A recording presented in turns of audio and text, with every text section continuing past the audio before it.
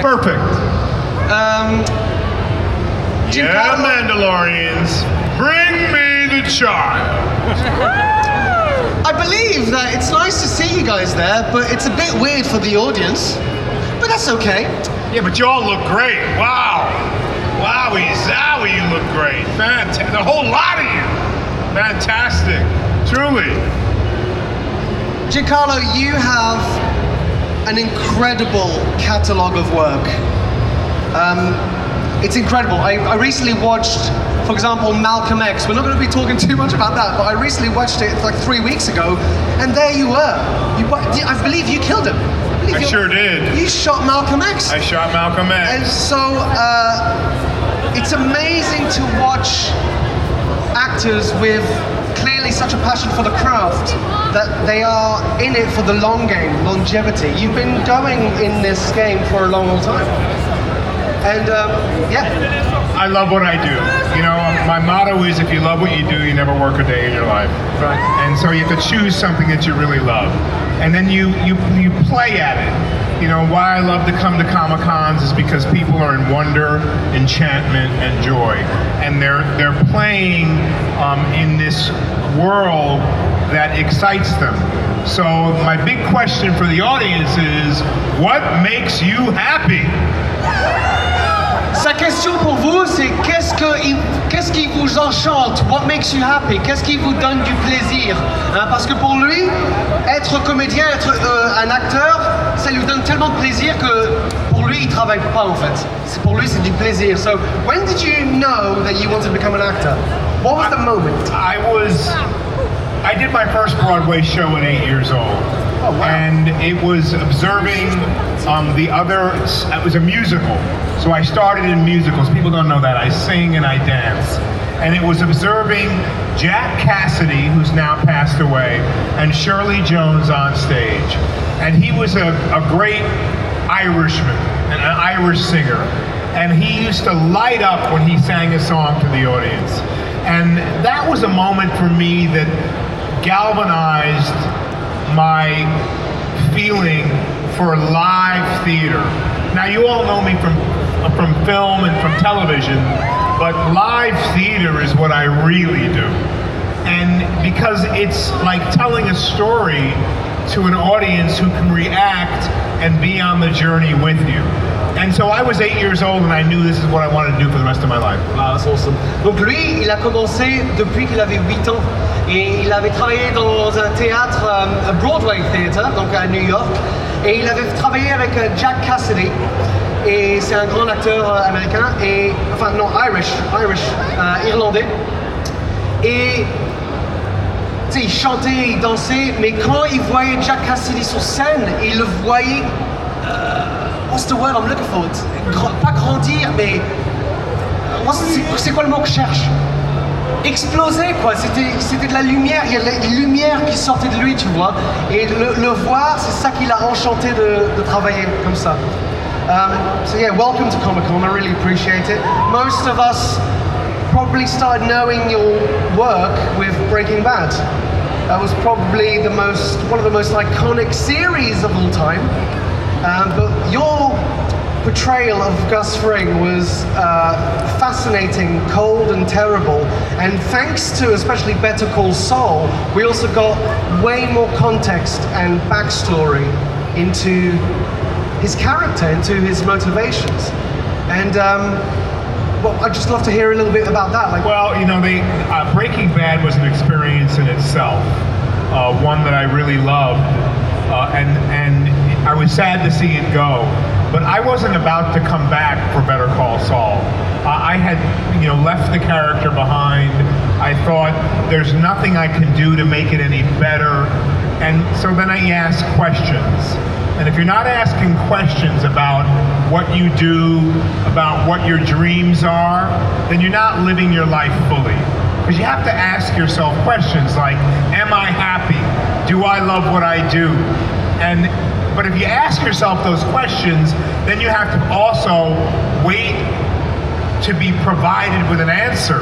And what if the answer is change your life, change everything? Then you have to do it. And you have to have the courage to do it. So I asked questions of Vince Gilligan and the writers of Better Call Saul, what's going to be different? How is it going to be different from me? And they answered by saying it's years before Breaking Bad, and that we will allow you to figure it out to make the character different. So I said, okay, let me see what I can conjure up to think about how I can do something I had not done before. If you always do what you've always done, you're always going to get what you always got. It's always going to be the same. But if you think about how can I renew myself and do something I haven't done, then you get excited.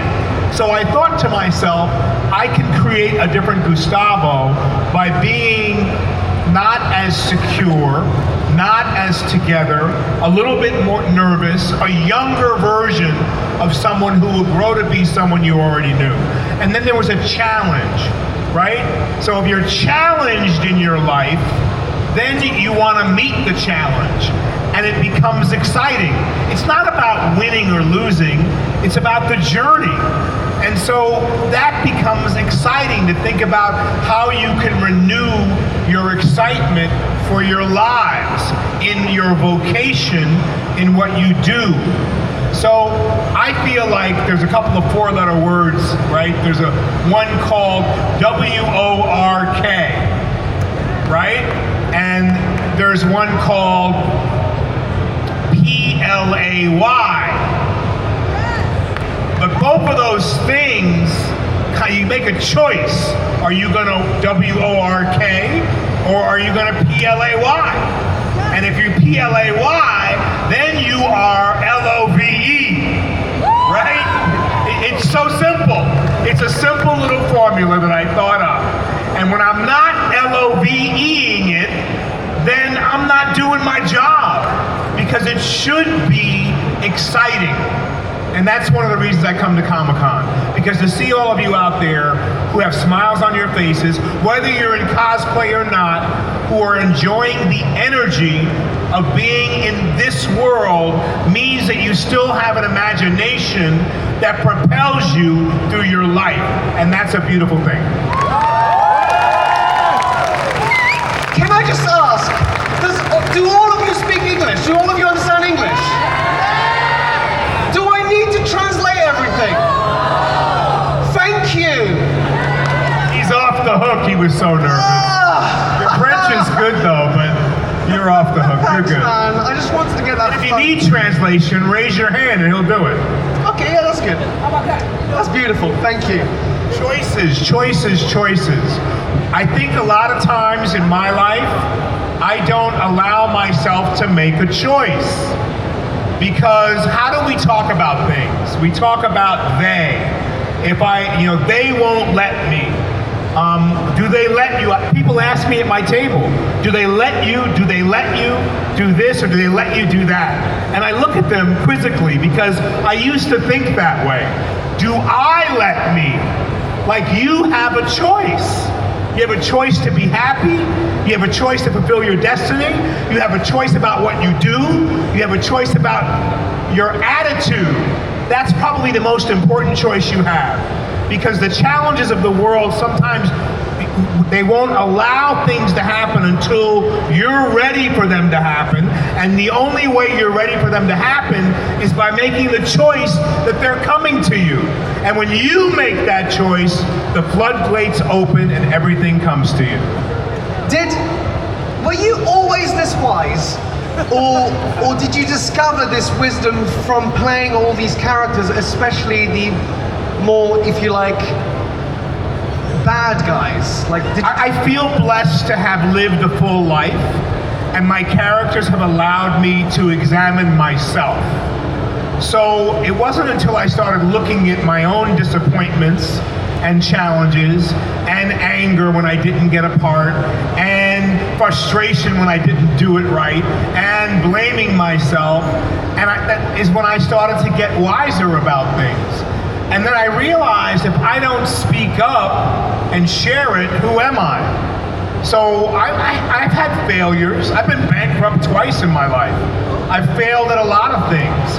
But then I realized that that was contributing to the growth of who I am. It made me stronger.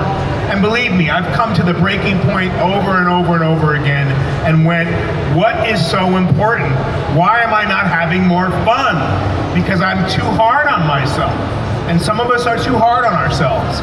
So you have to allow things to come to you, but when they do, are you going to be ready for them? That's a big question. I'm sorry. I'm actually just so listening attentively that I am. Yes, it's. Sorry, you're. Yes. No, it's okay. Je suis en train de fragmenter là parce qu'il dit tellement de choses qui sont sages. Tu sais, c'est vraiment incroyable. I was just saying that basically the reason I'm sort of thrown back a little bit is because you are coming out with such beauty and wisdom, not only a love of your craft, but a love of life and a love of people, that I am grateful to be hearing you share your life. Oh, thank you. It's all connected for me. I mean, I'm willing to answer any questions about what I do and what my characters have taught me. And I used to, I like to come to cons and answer everyone's question about what the character journey I've been on. So I don't mind that at all. But I also feel like I'm kind of over me. Like I could feed my ego and talk about how great all my ideas are for Moff Gideon and how great the ideas I came up for Gustavo Fring are, and credit myself with all that. But that is a story, and I'm a storyteller, and I have a lot of stories. But we only have so much time, and I feel like I'm here to honor my audience in allowing them to know who I really am. Right? So I can drop in Gustavo Fring in a minute. I can drop into Moff Gideon. I can drop into Stan Edgar. Did anyone watch The Boys here? You are not a god. You are simply bad product. I have some great lines. I mean, some of the lines I've been given are really pretty phenomenal. That is a beautiful line. Yeah, it's a beautiful line. Especially against Homelander. I mean, the guy that you think will never break, and you found his vulnerability. Oh, that was a nice Well, I'm in season 5, just so you know, the final season, and I was just up there 3 days ago shooting a scene for 505 and 508. And so you'll be very excited when you see this scene. Look, I get excited when I read good writing. I can see it on your face, by the way. I'm not just excited about being in the show for the final season. I read this scene and I was like, yes! Because Stan Edgar has the ability to really dress Homelander down and put him right in his place and get him so angry and do it with grace. Doesn't scream at him, tells him how it is. And it's so a part of him is always how I'd like to be in my life. Very composed, very relaxed. I'm not very much like that. I get pushed around by life a little bit. And Stan Edgar doesn't, because he has nothing to prove and he's afraid of nothing. But he also doesn't need to get excited. So on the set the other day, I could really practice something that I'd like to be like. And that was good because I knew all my lines. Like, you have to know your material. And once I know it, I can play with it and I can really discover the nuance of it. It's fun. Let's go. Il y avait un moment où j'ai vu son sourire. So I could see in your face just the excitement of doing The Boys this next season coming up. So, I mean, The Boys is incredible. So many shows that you've done are incredible. And yes, a lot of the characters, well, I say a lot of the characters, some of the characters I'm familiar with that you've played have this composure and this power to be still. Because in nature, predators don't often move. They don't have to move fast. And you embody that with such strength and power, and like, you know how to scare people. And I suppose one of the questions that I've been exploring recently is the philosophical. It's kind of philosophical, but the necessity for evil in the world, right? So as in, without bad guys, we couldn't have good guys. Without the snake, Adam and Eve would never grow. So I'm so confused and perplexed how I engage with life in general, because I see on the news some, let's say, authoritarian style leadership, but the storyteller in me goes, but are they needed for the good to come out? Wow, that's really brilliant. Really, really brilliant, Eric, because I think you're exactly right. For me, some of my characters put up a mirror of who a part of me might be somewhere inside me, or a part of me has been, or a reflection of what I'm seeing in the world. And you're absolutely right. If we don't see how we don't want to be, how will we know how we do want to be? We won't really know. Right. And so it allows us to really think. So we get told our information. At least every day I get told information by this. Oh no. Do I believe it? Hell no. You can't. You can't believe it, because this is like spoon feeding you what the network wants you to know. So in order for you to know what's really going on in the world, you have to look at news from around the world. And then you got to turn off your TV, turn off your phone, and think for yourself. So then you start to realize it's all about money. Like all that's going on right now is a whole big trade on morality for money. The trade wars, we're gonna shut all of you out. We're gonna charge you this until you come to your knees and serve this master. Right? It's not about you and I. It's about gross national product. It's about getting the money out of your pocket into their coffers, into their bank. So I agree with you. I think for me, when I play characters who are strong and controlling and maybe mean or murderous, nefarious, I'm seeing the human nature of all of us. Like, you make a choice whether you're going to be good or bad. Like, I could go out in the world and be deluded in my brain and act like Gustavo Fring every day. I always wanted to rob a bank. Yeah. I always wanted to rob a bank.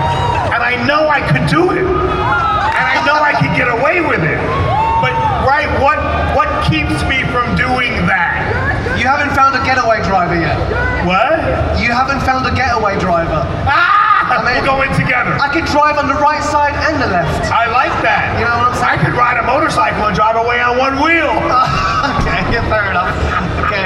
It seems that we have entered a brave new world. I think we have. We have entered a brave new I world. love this movie. I'm sure you've heard of this quote before, the Mark Twain one. If you watch the news, you're misinformed, but if you don't watch the news, you're uninformed. Terrific.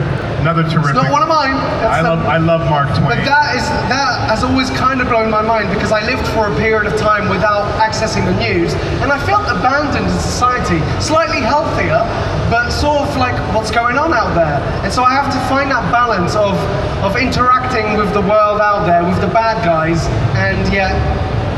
Absolutely. And all the news is fouled. You got to look at the right... Like, if you read The Guardian, look at The Guardian. Look at places that have no stake in your pocketbook. Look at look at the opinion page in different newspapers, right? Look at stuff where people aren't biased. Look at who supports the newspaper, right? Look at who's giving the newspaper money. They're trying to sway what's being told to all of you.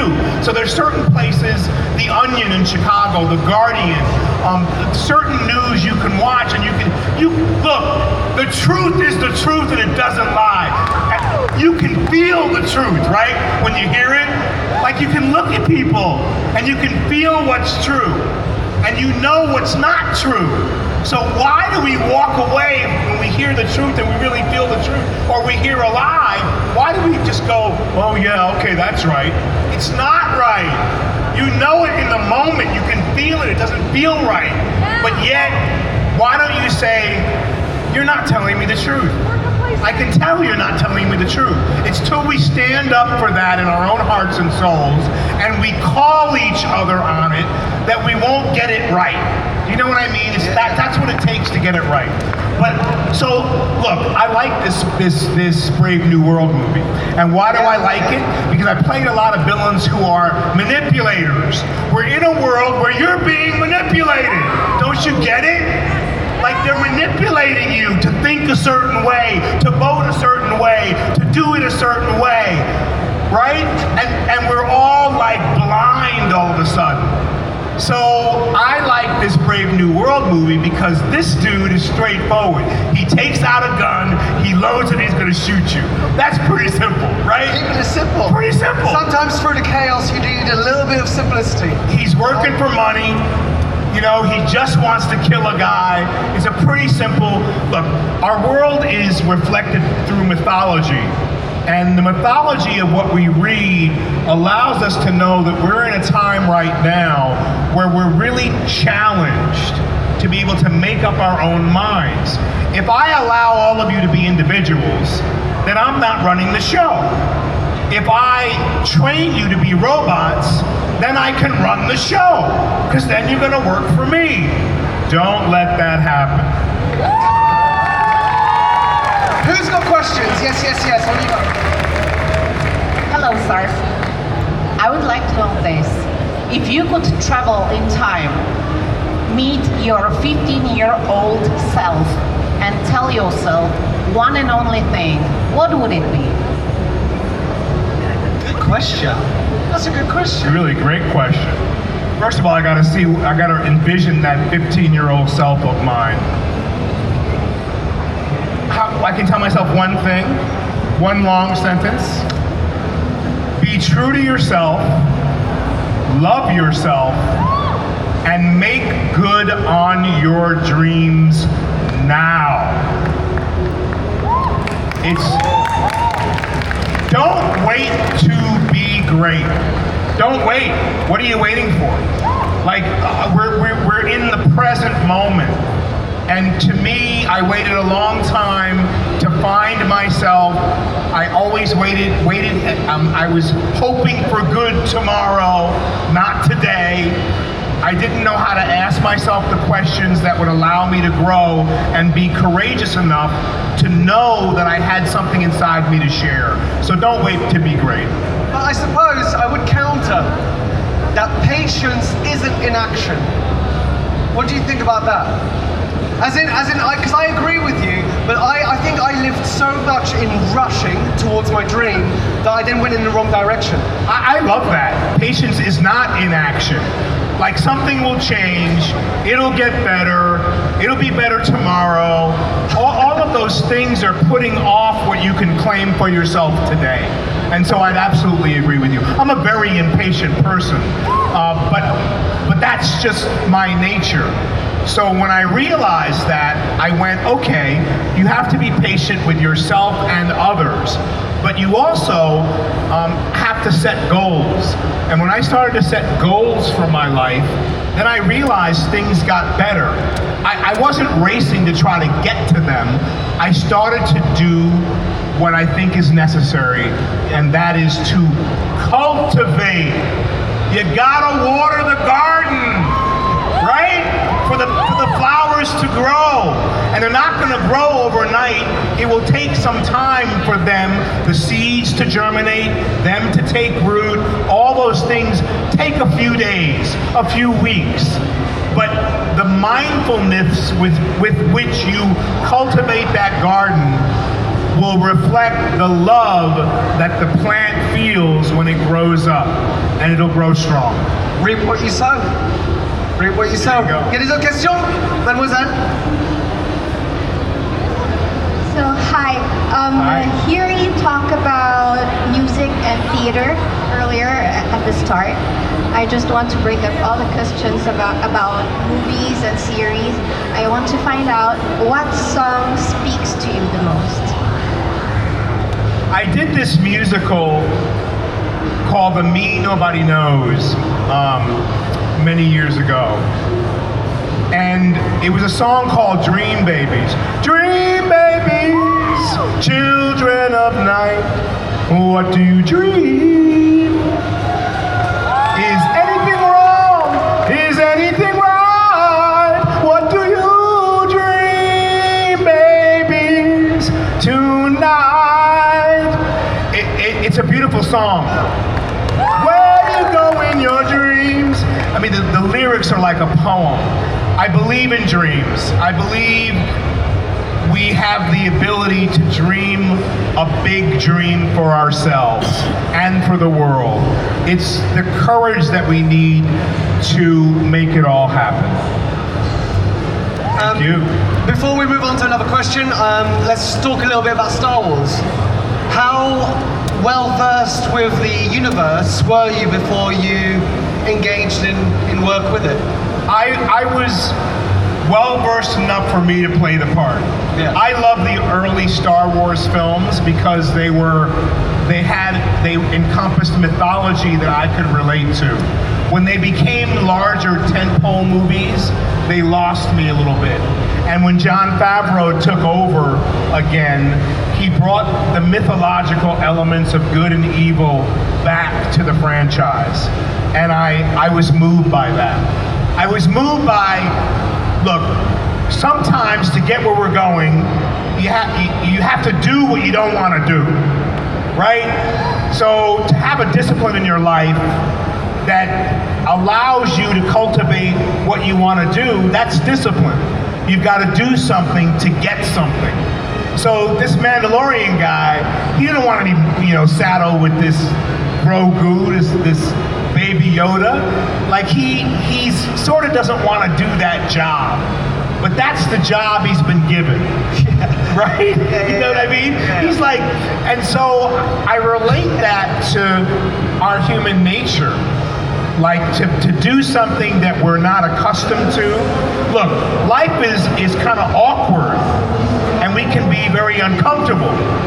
But it's that awkward and uncomfortable feeling, being on the edge of not knowing, that makes it exciting, right? I mean, you don't know what's gonna happen.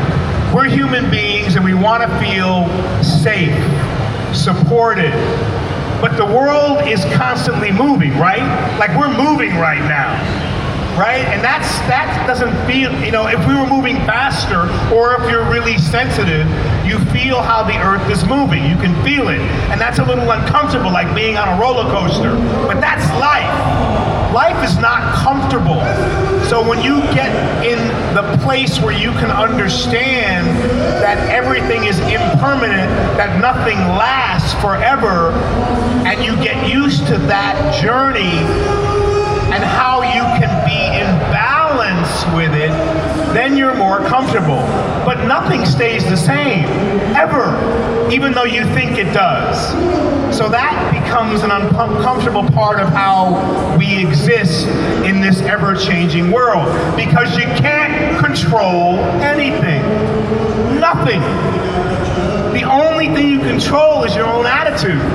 That's it. Your own reaction or action. So everything is going to be sometimes against how you thought it should be, right? So if you can get comfortable in that place, your life will be easier and better. I grew up a complete reactor, like a volcano. When things didn't go my way, when I didn't see it the way it should be, when it didn't happen the way my brain thought it was going to happen.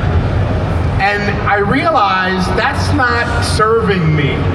It's not really allowing me to grow, because nothing's ever going to go the way I want it to go, right? It's just not going to happen unless I'm Gustavo Fring or Moff Gideon. I mean, Gustavo did have a lot of power. You have something I want.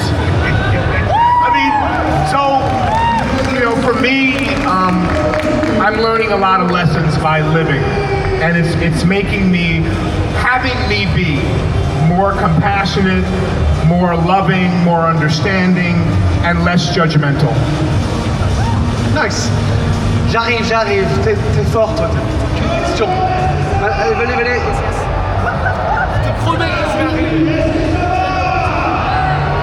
So thank you, Sur Esposito, for being here today. Thank you, Harry, for organizing this event.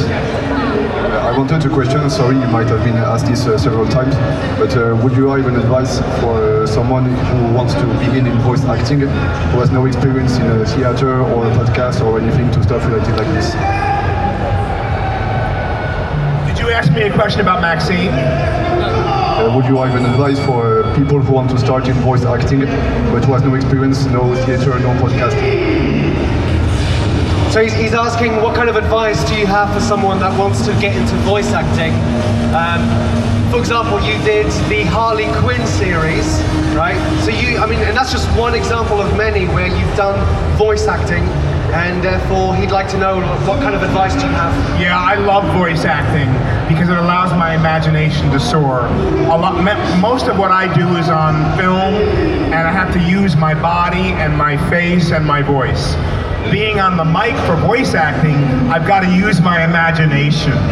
And so my advice would be, you can find some sample voice acting dialogue that you can practice on Google, and you should practice different voices. Voice acting is play.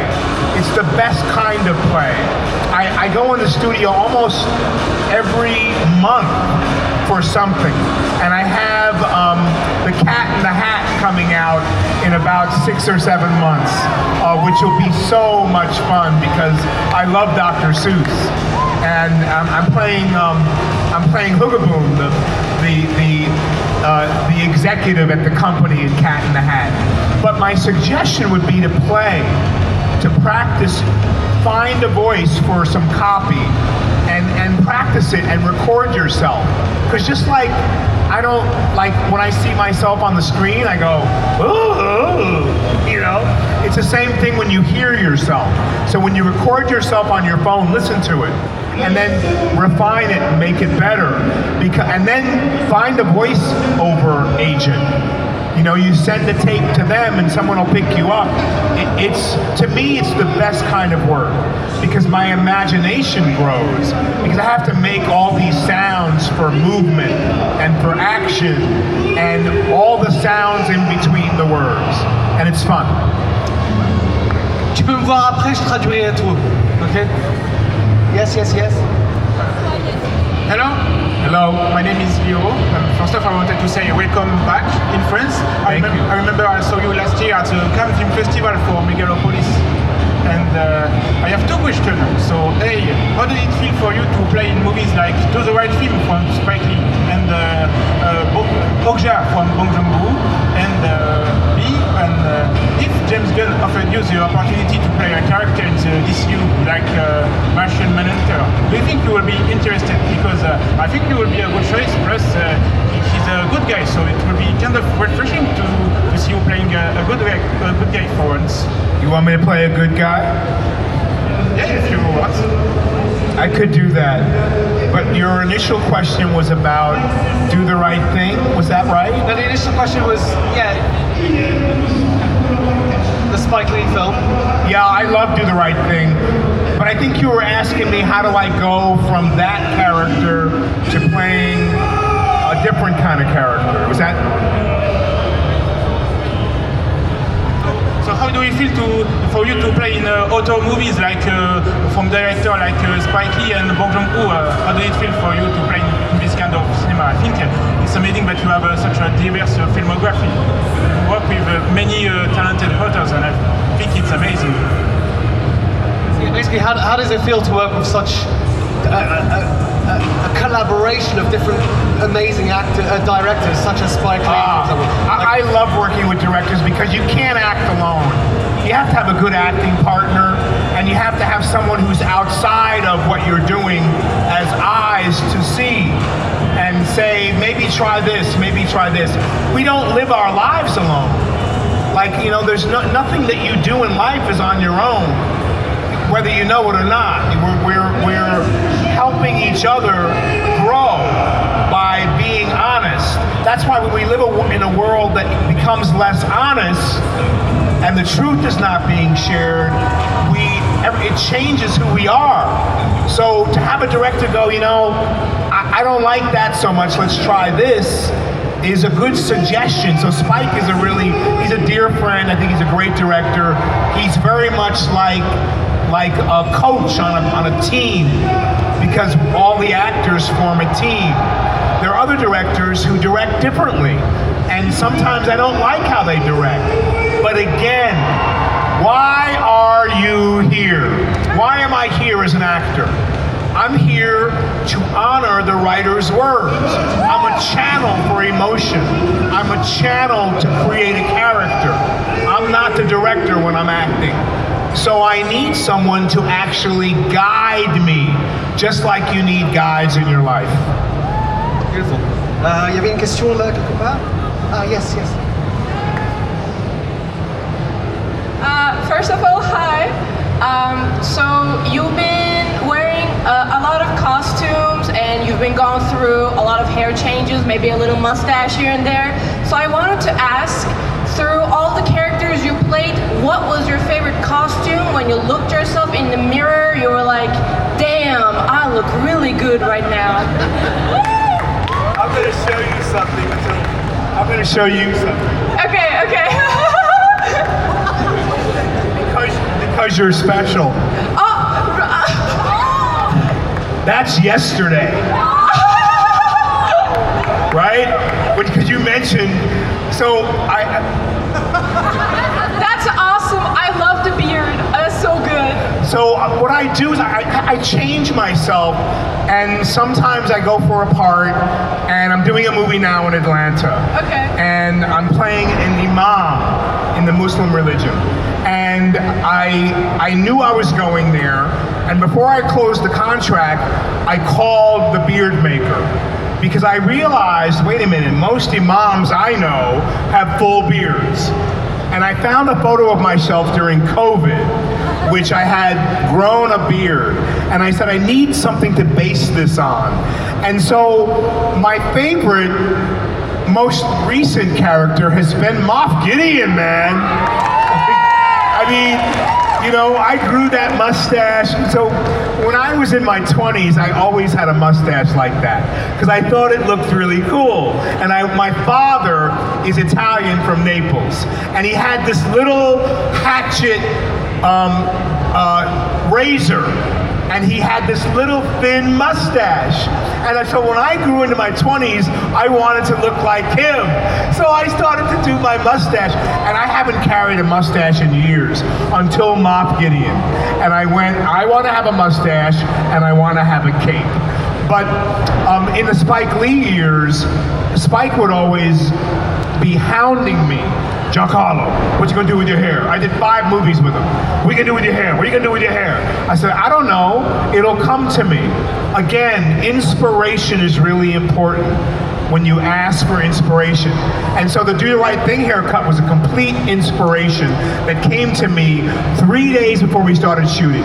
I asked the question and it finally came, and it was different on both sides. So that's what I do as an actor, that's the fun of it, is to look and create a look that equals the character that's completely different than anything I've ever done before. Great question. And when those moments of inspiration come, is it from, let's say, within, and it's you finding the answer, or is it, let's say, the character that uses you as a conduit? Another great question. You didn't look this smart backstage.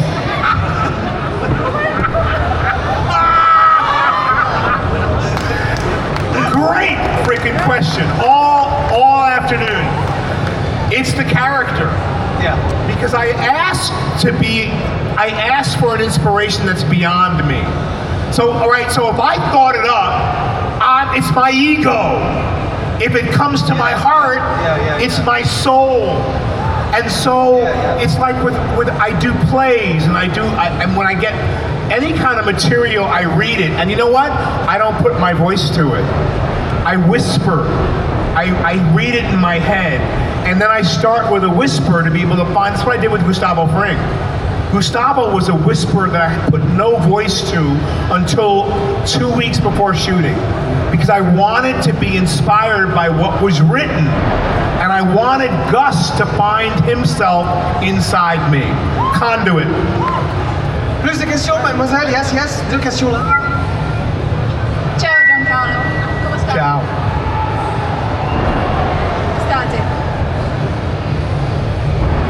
Here, take this one.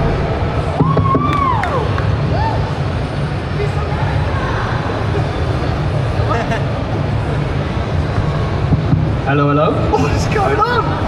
Yeah, try this one.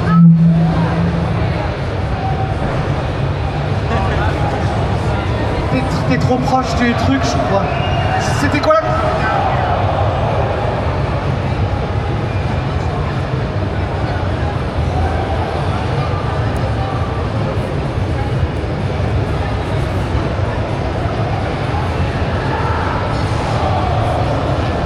Nothing you didn't see. She's asking about Captain America Brave New World. And all that you saw of me is all that I shot. In fact, they added a scene. The scene in the tunnel with me and Anthony, the 5-page scene, was an addition. So what they do in movies, they make a movie and then they show it to all of you, maybe this many people, and they give out flyers and they rate it. And then they go back and they go, okay, they want to see more of Eric. They want to see more of Eric. They want to see less of Giancarlo. What are we going to do? Or they say, we want him in the movie more. And so they do that, and then they adjust it. And this Captain America was such an arduous process for the studio because they had already gone back and changed it, and they called me. And they went, will you join us? And I did. And then they tested it, and basically they called me again. And they said, the audience wants more of you. How do we do that? And I went, you guys are the masterminds, because believe it or not, I never read the script. They never gave me a script, ever. So I said, I can't really help you, and that's a good thing. You have to decide what you want to write. So they wrote another scene, and I went back after shooting my initial stuff. I came into the whole project late. I went in, I did 8 days of training with rifles and physical training. I did 4 days of shooting, and I was done. And then they called me back for 2 more days of shooting. So everything you saw was everything I shot. Would I have liked to have been there more? Yeah. But they needed, I think the problem with the movie, I think the movie's great, number one. But I think they needed only one bad guy, and that bad guy was me. I can imagine why it was an arduous project, because and he actually touches on it in the story, which is to take on the mantle of Captain America must be so challenging, not only as the character, but as the actor. And so I can imagine why it was fraught with so many different questions on how to navigate forward. I think they made one movie and it didn't work because I came in, they cut a whole other character out.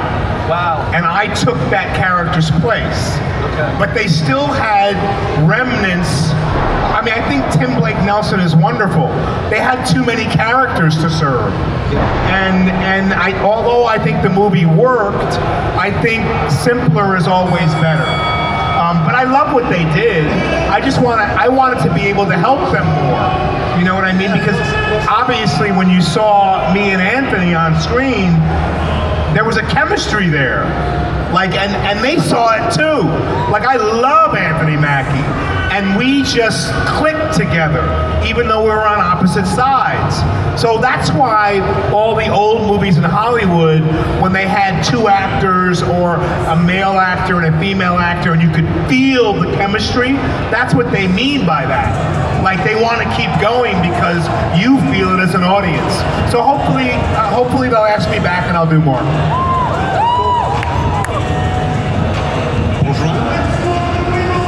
J'aurais aimé savoir s'il y avait une possibilité par rapport à la suite de Brave New World. Si vous pouviez proposer à Kevin Feige une suite pour une évasion du raft, Et puisque un peu près comme Werewolf by Night, l'épisode spécial, donc il y a toujours possibilité de faire un truc spécial pour ça. I suppose if something is happening after Brave New World, you won't be able to tell us. But using your will, if you could see something for your character, for example, to escape the raft, like in which direction would you like it to go? Oh my goodness. So I got this role. I went to Mexico. I was at a Comic-Con in Mexico. I went to see a Diego Rivera exhibit, and Mexicans revere snakes. I knew I was going to play someone in the Serpent Society. They gave me a choice of what character it could be, and there was a whole idea that the character name would be King Cobra. But then they realized they had another show with a similar name. So they said, we're going to take that name away, but you can make this any character you want, but we think it should be Sidewinder. So then I went down the rabbit hole with Sidewinder. I mean, I was in Mexico, so I'm checking out snakes, the Serpent Society, it all fit. Someone gave me a snake ring, a fan at a Comic-Con gave me a snake ring. I went, wow, this is all meant to be. Now, if you know Sidewinder, his name is Seth Volker. Seth Volker had a cape. He had powers that he could transport people within the cape, and he moved from side to side. He had red was in his color, yellow, purple, a big headdress and gear. So my imagination went wild. But they wanted me as an actor to ground the character. So I took the coat I had and I said, I want to put a little bit of color in the lining. They didn't write me as having powers. So where would I go? I would hope that Sidewinder would come back.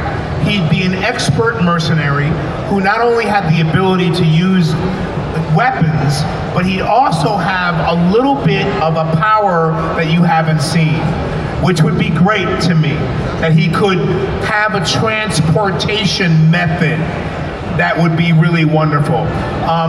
And there are a number of other things I'm thinking, but I wanted to go, so Seth Volker in the comic is exactly my height, and that's why I went for the blue eyes, because I wanted to honor the original comic. There's power when you honor the source, right? It's just like life. Whatever you believe spiritually, religiously, when you honor the source, honor thy mother and father, they are your source. There's power in that. And so I drew from that to create this character, and I would love to come back, and I think the opportunity to come back and maybe have a more prominent role in the next movie, if they choose to have that happen, is great, but I'm already putting it out there and inviting it, because that's how life works. You invite it. I'll tell you a quick story. Of course. How all of it happened was that the fans, all of you, wanted me to play Professor X. Oh, that would have been so good. That would have been so good. That's how, but that connected me, the fans, and Marvel together. And I ran into someone from Marvel who knew the fans were blowing me up to possibly play Professor X, and they simply told me, we're not ready to do that. Yes. We won't be ready to do that for 5 or 6 years, and we already have done X. I said, okay, well, there may be something else, but just know what the fans want. And Marvel, Kevin Feige, wants to honor what the fans like. And so when they called me for this, I went, this is a great idea. So your invitation to the studios to do what you have imagined can come true, because social media, they're social media driven, and they want to honor, Marvel especially, they love their fans. So the more you say, Sidewinder, we want him to have his own movie, the more I invite it to come to me, the more guaranteed it is that it is going to happen. I mean, you are the universe manifest, and we are living in it, so surely the universe will take care of us, right? Basically, that's... I think so. Yeah. On a le temps pour une autre question, one more. We've got one more question, so who would you like to choose?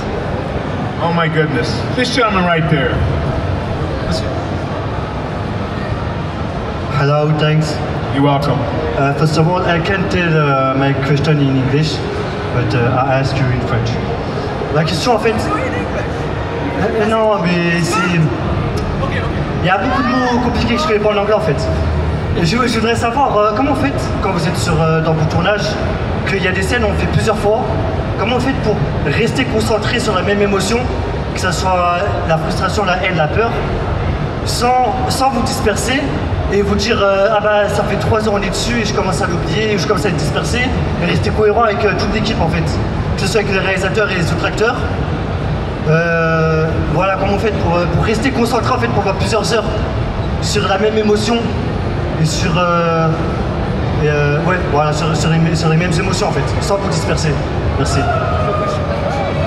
Yeah, that's a good question. Basically, how do you retain the strength and the composure to do scene after scene after scene? Let's say if you do one scene, just one, but like multiple times, how do you keep the same energy? How do you respect not only the character, but the team you're working with without losing your cool? That's a really great question.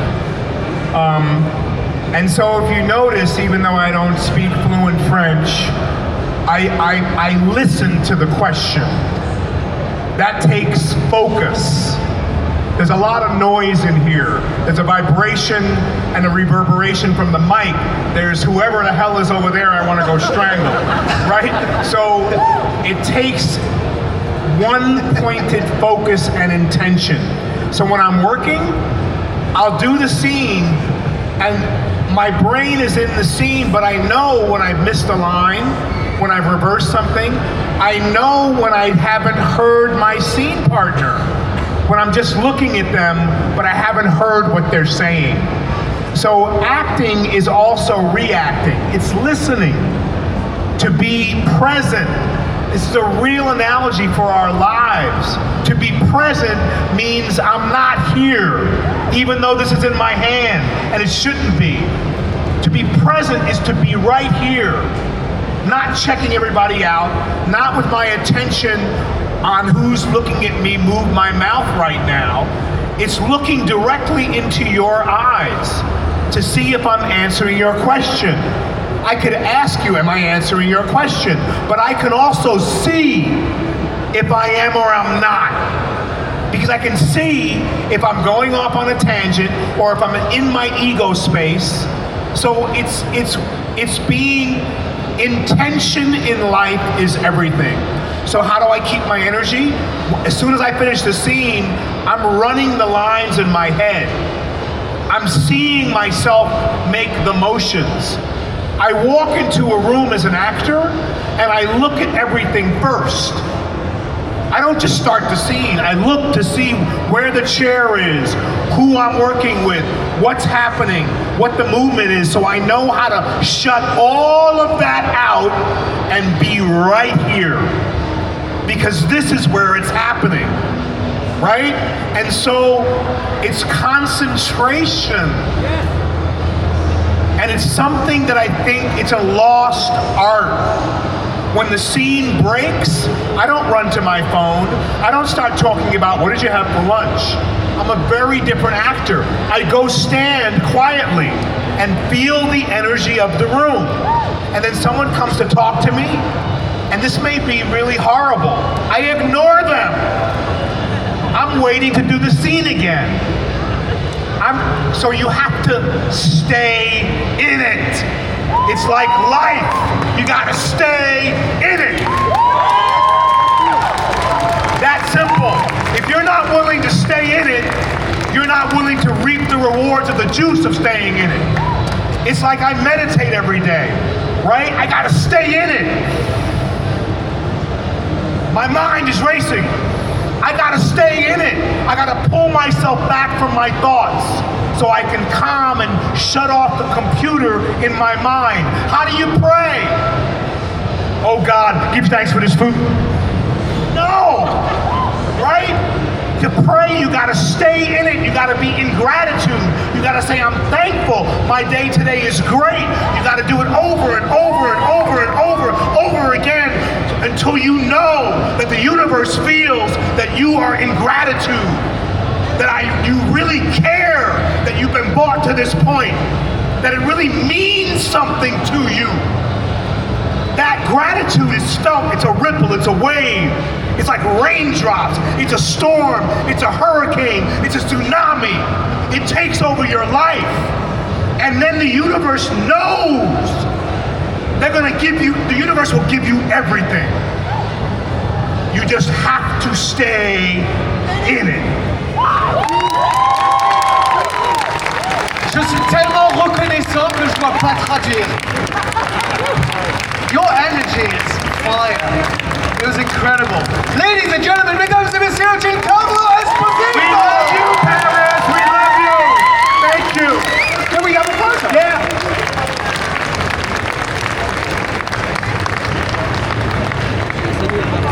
On va faire une petite photo.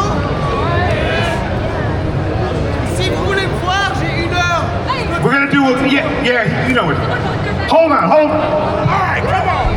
1, 2, 3.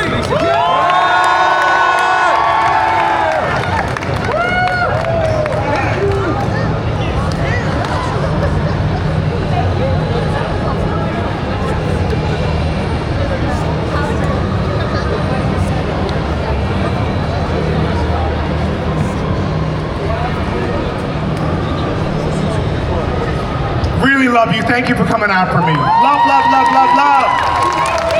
I'll be here all day if you want to come say hi. I'm right over there. Il va être là aux tables. Moi, je suis de retour dans environ 1 heure avec l'équipe de Charmed. Charmed. C'est français, Charmed? C'est ça? Charmed. Mais voilà. Bisous. Au revoir. Bye. Je sais pas pourquoi j'ai dit bisous.